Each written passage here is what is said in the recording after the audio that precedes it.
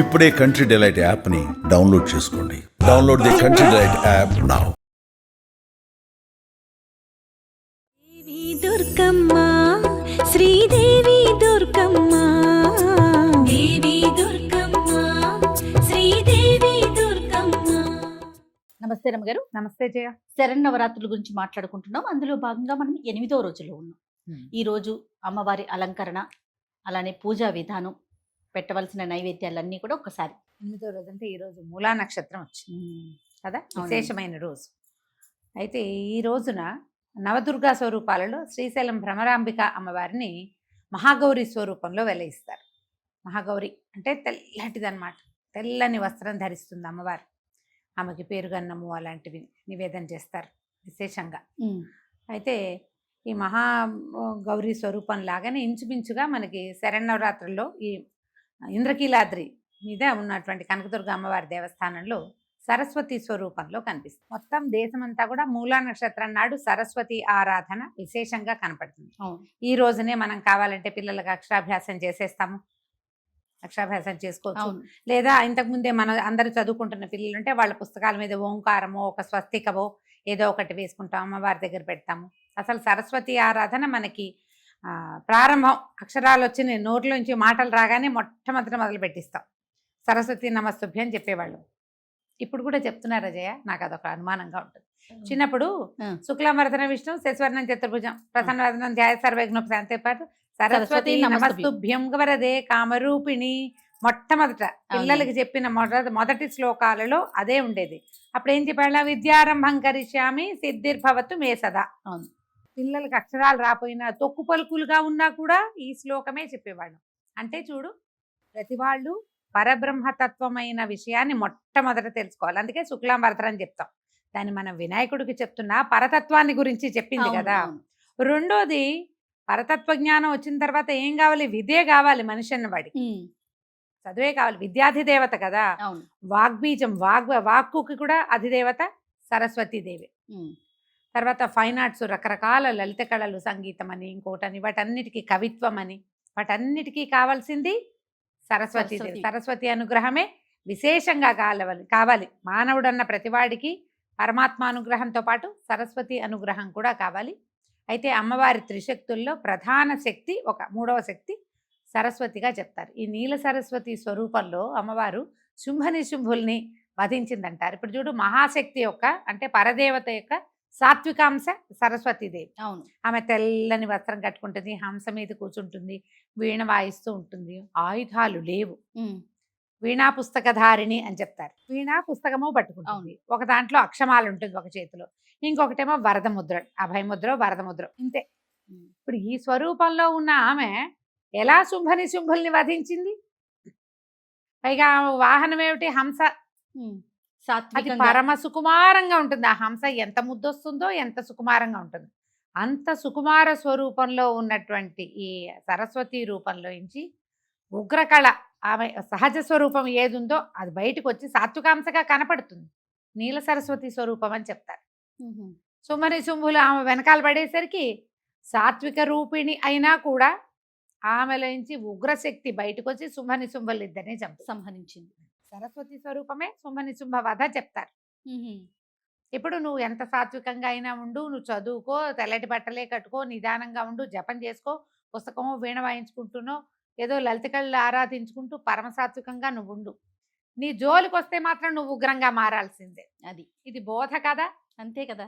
మిగిలినవన్నీ స్వరూపాలు అన్ని చోట్ల ఖడ్గాలు కేటకాలు ధరించి, త్రిశూలాలు అవి పట్టుకుని, ముద్గరాలు పట్టుకుని ఎన్ని రకాల స్వరూపాల్లో కనబడుతుందో పరమ సాత్విక స్వరూపం సరస్వతి రూపమే. అంత సాత్వికాంశలో కూడా అవసరమైతే ఆమెలోంచి ఉగ్రాంశ బయటకు వస్తుందని, రావాలని మనకి తెలియజేయటానికే ఈ ప్రత్యేక స్వరూపంలో అమ్మవారు దర్శనమిస్తుంది. ఈ అమ్మవారికి సరస్వతీదేవికి తెల్లని వస్త్రాలు సమర్పిస్తారు. తెల్లని అన్నం, పరమాన్నం కూడా పంచదార వేసి పరమాన్నం చేస్తారు. కొబ్బరి అన్నం నివేదన చేయొచ్చు. దేవాలయంలో అయితే పరమాన్నము, అటుకులు నివేదన చేస్తారట.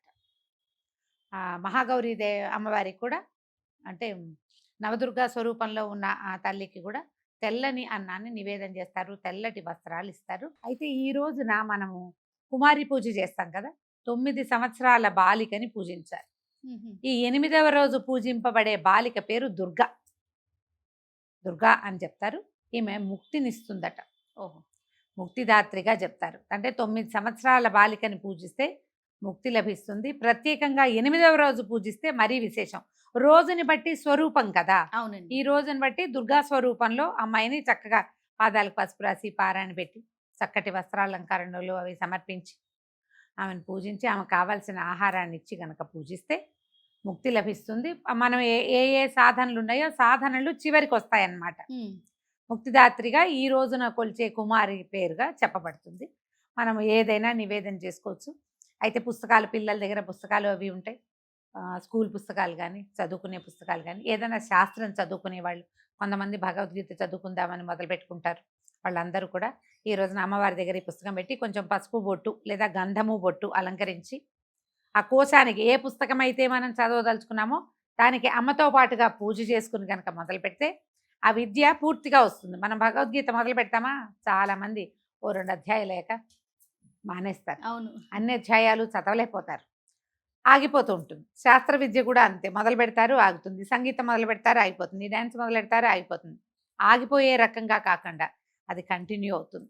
ఈ రోజున అమ్మవారికి చక్కగా మంచి గీతం శ్రావయామి అని మనం ఉపచారాలు చెప్తాం. షోడశోపచారాలు చేసుకున్నప్పుడు చివరికి చివరి పూజలో ఏం చేస్తాం, ఛత్రం వీజయామి, ఛత్రం సమర్పయామి, చామరం వీజయామి, దర్పణం దర్శయామి చూపిస్తాం. అంటే మొదట చామరం చేసి, ఛత్రం అంటే గొడుగు, అమ్మవారికి గొడుగు పెడతాం. ఇవన్నీ రాజోపచారాలు అన్నమాట. తర్వాత చామరం చూపిస్తాము, దర్పణం చూపిస్తాం, సౌందర్యం చూసుకోమా నువ్వు నిన్ను ఎంత బాగా అలంకారం చేశామో అని అద్దం చూపిస్తాం. తర్వాత అశ్వాన్ ఆరోహయామి, రథాన్ ఆరోహయామి అంటాం. ఈ అశ్వాలకి అలంకరణకి మధ్యలో గీతం శ్రావయామి అంటే సంగీతం పాడి వినిపిస్తాం అమ్మవారికి. నృత్యం దర్శయామి, నృత్యం కూడా డాన్స్ చేసి చూపిస్తాం. ఏదైనా డిస్కో డాన్సులు అవి చెయ్యం కదా. అమ్మవారి దగ్గర ఏం చేస్తాం, శాస్త్రీయ నృత్యం నేర్చుకునే పిల్లలు ఉంటే పిల్లలతోటి నృత్య సమర్పణ, నాట్యం చేసి సమర్పించడం. విశేషంగా పీఠాలు అక్కడ పెద్ద చోట్ల చేసేటప్పుడు దేవాలయాల్లో కూడా అమ్మవారికి ఏం చేస్తారంటే వేదాలు వినిపిస్తారు. చతుర్వేద పారాయణ ప్రియ అమ్మవారు, ఆమెకి ఇష్టం. అందుకని ప్రతి వేదము కొంత భాగం పారాయణ చేస్తారు. తర్వాత రామాయణ, భారత, భాగవతాది ఇతిహాసాలు కూడా సమర్పిస్తారు అమ్మవారికి. వాటితో ఈ గానం శ్రావయామి, గీతం శ్రావయామి, నాట్యం ప్రదర్శయామి కూడా ఉంది. ఈ మూలా నక్షత్రం రోజునైనా పిల్లలు చక్కగా సంగీతమో నాట్యమో నేర్చుకుంటుంటే అమ్మకి అది నివేదించండి. పిల్లలు చక్కగా నాట్యం చేయటం, చక్కగా పాట పాడటం, మీకే పాటలు వస్తే మీరే చక్కగా 2 సంగీతం పాటలు ఏమైనా ఒకటి పాడేసుకోవటం చేస్తే ఇవి ఏంటంటే సరస్వతి స్వరూపాలు కదా కళలన్నీ. ఆమె మరింత ప్రీతి చెంది మరింతగా మనకి ఆ కళల్లో ముందుకు వెళ్ళే అవకాశం ఇస్తుంది. సో ఈ విధంగా మూలా నక్షత్రపు పూజా విధానాన్ని ముగించుకోండి. అమ్మవారికి తెల్లని ఏ పదార్థాన్నైనా నివేదన చేయొచ్చు. ప్రసాద నివేదన చేసిన తర్వాత ప్రసాద వినిమయం చేయండి, ఫ్రిడ్జ్లో పెట్టకండి.